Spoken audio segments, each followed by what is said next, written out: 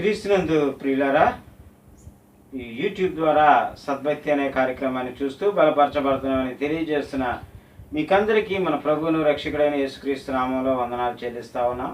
మరి అనేకులు దేవుని వర్తమానాన్ని విని బలపరచబడుతున్నామని తెలియజేస్తున్నారు. వారందరిని బట్టి సంతోషిస్తూ దేవుని మహింపరుస్తా ఉన్నాం. ఈ దినము ప్రియులారా, మరి యాకోబు రాసిన పత్రిక 5వ అధ్యాయము 7-8 వచనాలను చదువుకొని ధ్యానం చేసుకుందాం. సహోదరులారా, ప్రభు రాకడ వరకు ఓపిక కలిగి ఉండుడి.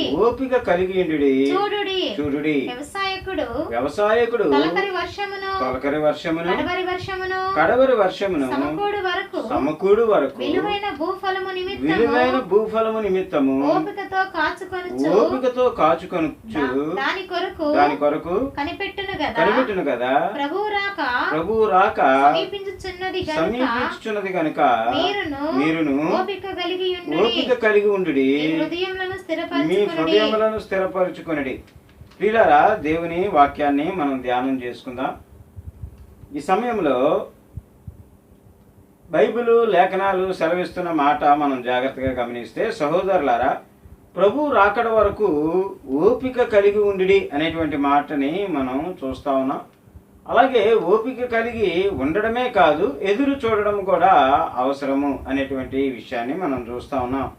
ప్రియులారా, ఇక్కడ మనం చూస్తూ ఉన్నాం, వ్యవసాయకుని గురించి ఒక ఉదాహరణగా తీసుకొని ఇక్కడ చెప్తా ఉన్నారు. ఏమంటున్నారంటే, వ్యవసాయకుడు తొలకరి వర్షమును కడవరి వర్షమును మరి సమకూడు వరకు విలువైన భూఫలము నిమిత్తము ఓపికతో కాచుకొనుచు దాని కొరకు కనిపెట్టుకొనును అనేటువంటి మాట మనం చూస్తా ఉన్నాం. ఇక్కడ రాయబడిన ఈ మాటలో మొట్టమొదటిగా మనం గమనిస్తే తొలకరి వర్షం అనే మాట, రెండోదిగా మనం గమనిస్తే కడవరి వర్షం అనే మాటను మనం చూస్తా ఉన్నాం.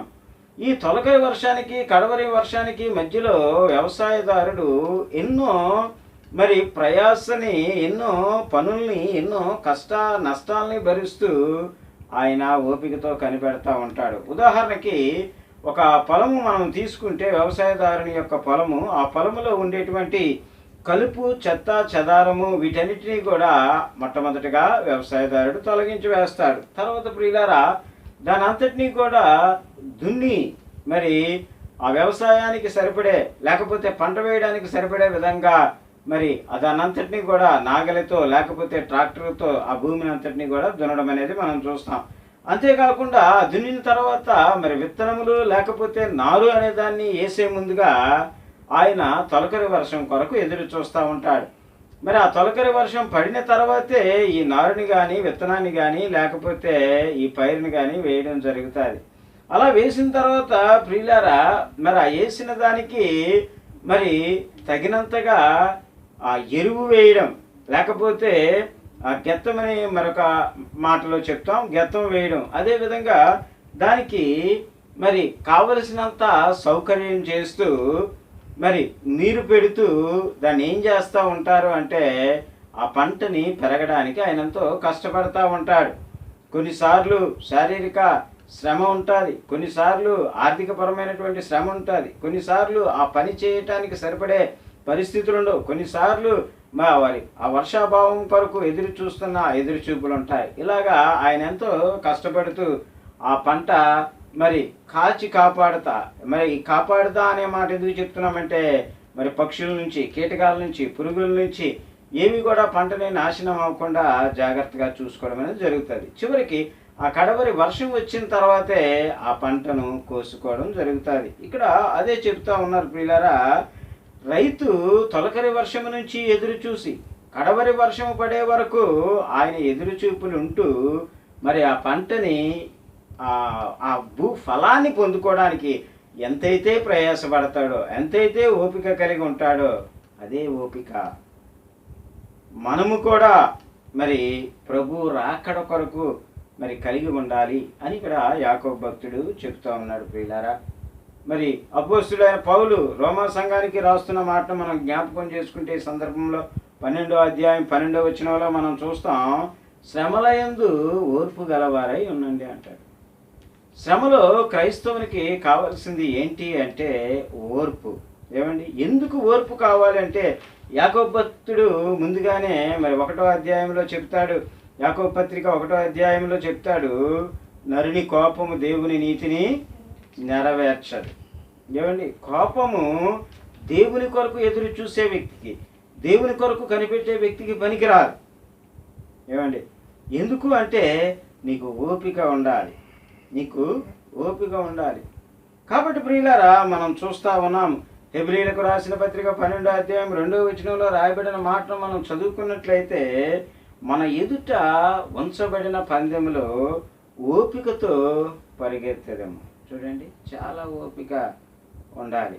ఓపిక లేకుండా క్రీస్తు కొరకు జీవించడము, క్రీస్తు కొరకు బ్రతకడము, క్రీస్తు కొరకు పరుగు పందెంలో ఉండడం అనేది చాలా కష్టసాధ్యమైనటువంటి విషయం ప్రియులారా. కొన్ని సందర్భాల్లో మనం చూస్తూ ఉంటాం, కుటుంబం మీదే భయంకరమైనటువంటి కోపం వస్తున్న పరిస్థితులు. ఏమండి మరి భర్త గారికి కుటుంబం భార్య మీద పిల్లల మీద ఎంతో బేభత్సమైన కోపం వస్తూ ఉంటుంది. మరి అదేవిధంగా మనం చూస్తే మరి ఆ ఉద్యోగంలో మనం గమనించినప్పుడు ఉన్నత ఉద్యోగి ఆ కింద పనిచేస్తున్న ఉద్యోగస్తుల మీద కోపపడేటువంటి సందర్భం. లేకపోతే మరి మనం చూస్తూ ఉంటాము అనేక సందర్భాల్లో మరి ఆ ఎదుటి వ్యక్తి మాటల వలన, లేకపోతే ఎదుటి వ్యక్తుల ప్రవర్తన వలన కోపగించుకుంటుండే వాళ్ళని మనం చూస్తూ ఉంటాం.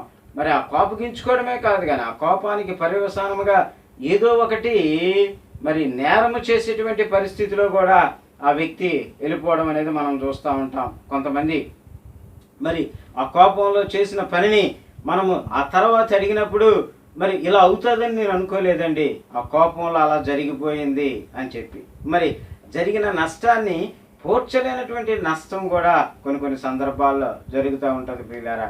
కాబట్టి క్రైస్తవ జీవితానికి, క్రీస్తుని వెంబడించే వారికి ఓపిక కావాలి అని బైబిల్ సెలవిస్తూ ఉంది.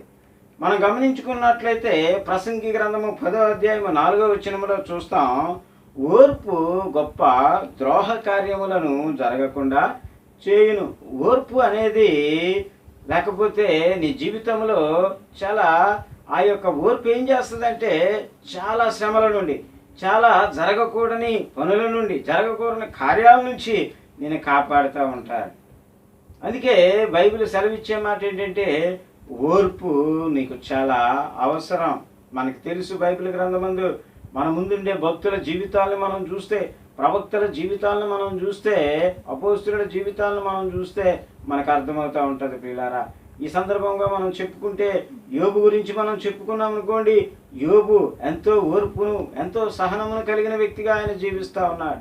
ఒక దినానే మరి 10 మంది సంతానము పోయినా మరి ఆయన కలిగి ఉండే ఆ సంపాదన అంతా కూడా మరి నష్టపోయిన చివరికి తన దేహానికి మరి భయంకరమైనటువంటి కురుపులు వచ్చి తన సొంతగా తన శరీరం కూడా బాధిస్తున్నప్పటికీ దేవుని పట్ల సహనము కలిగిన వాడిగా ఆయన జీవిస్తూ ఉన్నారు.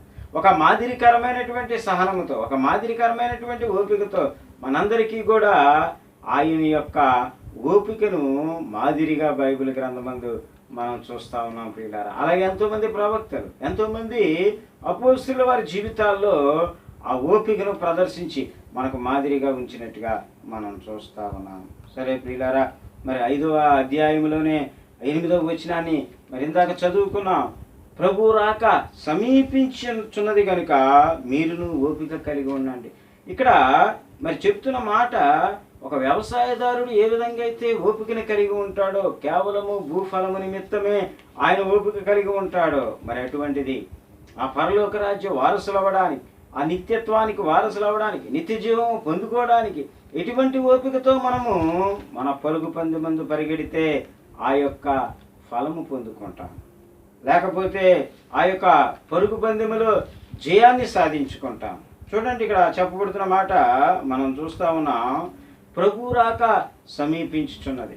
ఏమండి మరి దేవుని యొక్క రాకడ అతి సమీపంగా ఉన్నది అన్నది మనం చూస్తూ ఉన్నాం. మొదటి పత్రికలో మనం చూస్తాం ప్రియులారా, 4వ అధ్యాయము 7వ వచనాన్ని నేను చదువుతున్నాను. అయితే అన్నిటి అంతము సమీపమై ఉన్నది కాగా మీరు స్వస్థ బుద్ధి గలవారై ప్రార్థన చేయుటకు మెలకువగా ఉన్నది. చూడండి మరి దేవుని రాకడ అతి సమీపంగా ఉన్నది అన్న విషయాన్ని మనము గుర్తెరిగిన వారిగా మనం ఏం చేయాలి అంటే దేవుని వెంబడించడంలో ఓపికను కలిగి ఉండాలి అని భక్తుడు తెలియజేస్తా ఉన్నారు.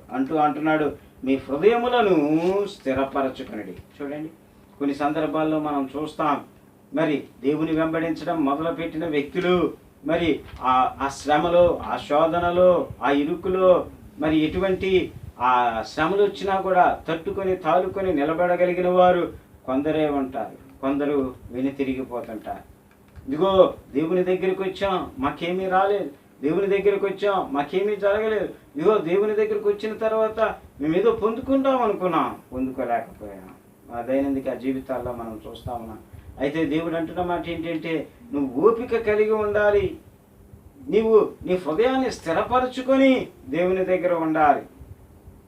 సెలవిస్తూ ఉంది, మీ హృదయము స్థిరపరచుకోనండి. అపోస్తలుడైన పౌలు ఫిలిప్పీ సంఘానికి రాస్తూ 4వ అధ్యాయము 5వ వచనంలో రాస్తున్న మాట మనం చూస్తే, మీ సహనము సకల జనులకు తెలియనియడి, ప్రభువు సమీపంగా ఉన్నాడు అనేటువంటి మాట మనం చూస్తూ ఉన్నాం. మీ సహనము మరి సకల జనులకు తెలియనియాలి. క్రైస్తవ జీవితంలో ఉండాల్సిన ఓపిక, సహనము, లేకపోతే ఆ సహనము అనే మాటని ఫుట్ నోట్లో మనం చూస్తాం, మృదుత్వము అనే మాట. ఈ రాత్రికాల సమయాన అటువంటి సహనము కలిగిన, ఓపిక కలిగిన, మృదుత్వం కలిగినటువంటి వారిగా మరి మనము ప్రభువులో ముందుకు కొనసాగుతున్నామా? ప్రభువు రాకడ కొరకు ఎదురు చూస్తూ ఉన్నామా? బైబిల్ సెలవిస్తూ ఉంది, ప్రభువు రాకడ అతి సమీపంగా ఉన్నది అని. కాబట్టి ఈ పరుగు పందెంలో ఓపికతో పరిగెత్తుతూ పరలోక రాజ్యాన్ని, నిత్య జీవాన్ని పొందుకునే వారిగా దేవుడు మనలందరినీ బలపరచును గాక. చిన్న ప్రార్థన చేసుకొని ముగించుకుందాం. మహాపరిశుద్ధుడా, మిక్కిలి ప్రేమించిన ఘనమైన తండ్రి, నీ బంగారు పాదాలకు వందనాలు. బిడ్డలు ప్రభువా, ఇప్పటి వరకు నీ వర్తమానాన్ని విని ప్రభువా, వర్తమానంలో నీవు రాయించినట్టుగా నాయన మీరు ఓపిక కలిగి నన్ను వెంబడించండి. ఇదిగో ప్రభు రాకడ సమీపంగా ఉంది కాబట్టి మీరు ప్రభు రాకడ కొరకు ఓపిక కలిగి ఎదురు చూడండి అని చెప్పినట్టుగా బిడ్డల జీవితాల్లో ఎన్ని శ్రమలున్నా, శోధనలున్నా, ఇరుకులున్నా, ఇబ్బందులున్నా, ప్రభువా తాళలేనటువంటి పరిస్థితి ఉన్నా వారి హృదయాలను మీ కొరకు స్థిరపరుచుకొని మీ రాకడ అతి సమీపముగా ఉన్నదని ఎరిగి మీ రాకడ కొరకు ప్రభువా మరి ఓపికతో కనిపెట్టేవారిగా ప్రతి ఒక్కరిని బలపరచమని ఇదిగో నీ లేఖనం సెలవిస్తూ ఉంది. నరుని కోపము దేవుని నీతిని నెరవేర్చదని, కోపము మా జీవితాలకి ప్రయోజనకరము కాదని, ఓపిక మాత్రమే ఆ నిత్య జీవానికి, నిత్యత్వానికి, ప్రభువా నీకు వారసులు అవడానికి మా జీవితాల్లో పనికొస్తుందని నీ లేఖనము ద్వారా మరి విన్న మాటలు వింటున్న ప్రతి బిడ్డల హృదయాల్లో నూరంతులుగా ఫలింపు దయచేసి, ఎవరైతే ప్రభువా ఈ రాత్రికాల సమయాన కోపాన్ని పోగొట్టుకొని నీ సన్నిధిలో ఓపికతో పరిగెట్టేవారిగా ఉండాలని, ఈ పరుగు పందెమందు విజయాన్ని పొందుకోవాలని ఆశపడుతున్నారు. ప్రతి ఒక్క బిడ్డని దర్శించి నడిపించమని ఈ కొద్ది ప్రార్థన అతి త్వరలో రానియున్న నజరేయుడు అయిన యేసు శక్తి కలిగిన నామంలో అడిగి వేడుకొంచున్నాం పరమ తండ్రి. ఆమేన్.